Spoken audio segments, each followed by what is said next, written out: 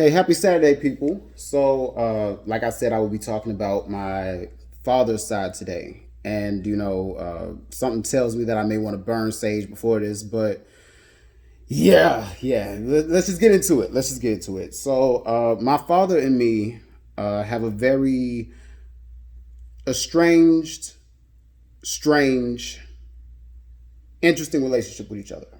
Okay. I think it's important to kind of note that you know the kind of life that I lived it for the most part without my father. I didn't really meet my father until I was 22 years old after I graduated from undergraduate school. So it's like I did not have all of these years with this man. I didn't have those pivotal benchmarks that most boys have to go through with my father. Basically, I have my maternal grandfather. And that was basically who I considered my father until he died when I was in high school or coming into high school. Uh, I found out that my father had been a habitual liar, especially with me coming into the point that I met him. So let's put it this way.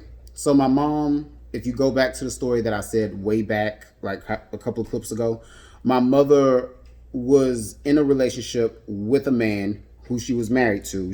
He cheated on her, and my mother got with my father and created me. Okay, so this is coming off of that energy. My father was also married to a woman, supposedly in separation, but my younger brother and me are just 4 months apart. I'm a Cancer here, Scorpio. That ought to tell you something. We were both born in 1986. So my father had basically been getting it in with my mother and his wife at the exact same time. And I don't think that my mama was ignorant of that fact. I think that she probably knew full well that she got with a married man and that, this was going to be the consequence of that.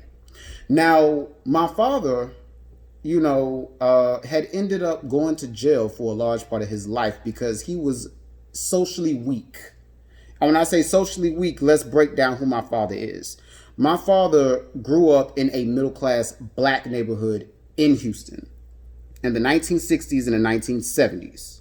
So when you're here in Houston, there's a school called Willow Ridge. Willow Ridge was a black school that pretty much had everything. It's like all the best black schools in Houston. It's like all of them got together and created a child and named it Willow Ridge on the southwest side of Houston. And what ended up happening was my father actually played with Thurman Thomas at Willow Ridge. So that ought to tell you something. Willow Ridge was like a revered school for football. Later it was band, which I was in band later on in life. So, I went to the same school, had the same kind of, community that my father grew up in, which is why I know him so well. My father was influenced by the football players he was around. He was influenced by the Third Ward background. He was influenced because his parents were not really in his life. My father was also the baby child, which means that as far as responsibilities went, by the time, you go through 6 children and you get to that last one, pretty much it's like it's the children who are basically raising the younger one. This is what was happening to my father. My father was influenced by gang activity. He was deeply involved in gang activity. When I first met my father, I realized he had a tattoo on his arm that said Mo City. Okay. And I kind of knew how fucked up he was at that point, because who the fuck gets that tattooed on your body? I mean, like, seriously, let's be real about it. Who gets that tattooed on your body? Other than somebody who they have no sense of self. Like for me, if you look at my tattoos, now I'm not judging nobody, but I think a tattoo says a lot about a person. You look at my tattoos, they're basically Egyptian. They have a very spiritual meaning to it because I love lotuses. I got that on my body. And I have a winged son that is Egyptian, which means divinity. He has Missouri City tattooed to his body. So that ought to tell you what he was influenced by so much that he decided that this has to be an outward expression of his body. Okay? My father lied to me early on when I was 22, and I guess he tried to deny paternity, which he couldn't deny paternity because it's actually with the Harris County court systems. There was actually records that my grandmother found when my mother died that said who my father was and who my sister's fathers were. As I started to get older, I started to look more like him, even though when I see myself, I actually see my mother. I look very much so like my mom. I'll post a picture of that so that you could see like which one is which. But other than that, my father kind of lied to me and tried to question paternity. He said that he questioned paternity of me and he questioned paternity of my brother, the younger one. And that just doesn't make sense because the younger brother actually looks more like him than I did way earlier. So, bruh, get over yourself. You laid up on top of a couple of women and you produced 3 kids. I need you to accept that. And you don't have to accept it, but it's the reality of what you did. He would later catch himself in lies with me. So then I would find out that my grandmother, my maternal grandmother, who took me in after my mother died, literally left me away from him because she knew the kind of man he was.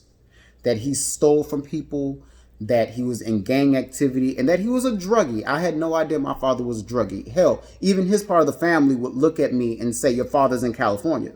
Which is funny to me because I think that's probably why I went to USC. I don't know, but it's crazy. They would always say he was in California. And California was code word for he was in jail. So I had no idea. He had been in jail the entire time. I met my father again and again and again. And I think it's like he realized that he had screwed up with me so many different times that, there's going to be a day that I'm not going to come back to you. There's going to be a day that I'm not going to think about you. And you would have done it to yourself. See, that's the thing with me and most people in my life. Most people kind of fuck it up for themselves. My father kind of fucked it up for himself. And I can't be mad at a decision that you made. I cannot be the 33-year-old or 34-year-old adult in this situation and you be the child. That cannot happen. Okay, so my father kind of like left out, and my grandmother left this out too, that there was a fight over me when I was 7 years old.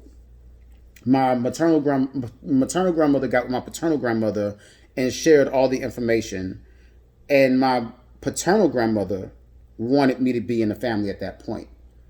All of that kind of fell apart because of my grandmother and my father's relationship with each other. My grandmother could not stand him, and he was afraid of my grandma because my grandma didn't play. So that was a part of that situation. What came out of my father's absence, however, is that he produced 3 sons, 3 extremely successful sons. I'm not the only one that has terminal degrees in his family. Like, my brothers also have terminal degrees. And there's also a level of father abandonment issues that they have as well. So I have the father abandonment that I had to deal with. They, for the most part, are still dealing with it. And in a lot of cases, I'm the one who feels sorrier for them because they actually had him at those initial stages of life.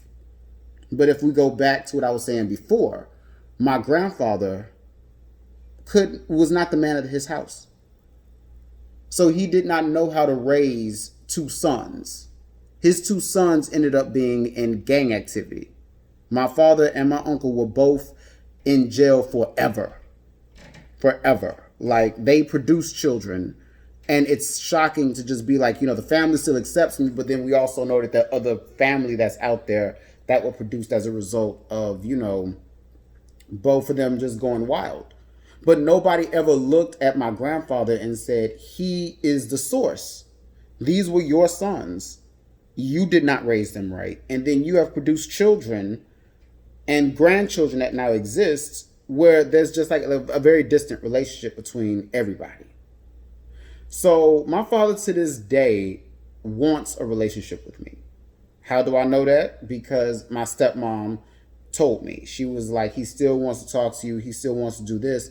The door for me and him has closed because you have yet to deal with your own shit. You have yet to deal with your drug abuse. You have yet to deal with the fact that you neglected your other 2 sons, including me. You have yet to take responsibility for your actions. And for that reality, it plays with him. Even the fact that he disappointed his dead mother. So that is my father in a nutshell. There's more to be explored with that. But for the moment, I just want to leave those tenets out there that I talked about. The fact that there is drug abuse here. There's the fact that he did not have a father in his life. to tell him how to be a man and show him really how to be a man. There's also the reality here that he cannot connect with his children. He can't connect with three men who outgrew you. Like my father, if I was to say where he was age-wise in a regression, my father would probably be 18 years old, even though he is in his mid-50s. He has a lot of work to do. He has a lot of healing to do. And he has a lot that, impacts him in a very negative way. In addition to being ruled by religious ideology. So that's my father. I'll come back with more of that. Like, one of the things that you'll see is it's stories right now that I'm giving you all, but eventually there'll be breakdowns in, psychology, sociology, and everything else like that. But I think you have to have the stories first. So that's my father. Other than that, enjoy your Saturday, enjoy your weekend. Peace.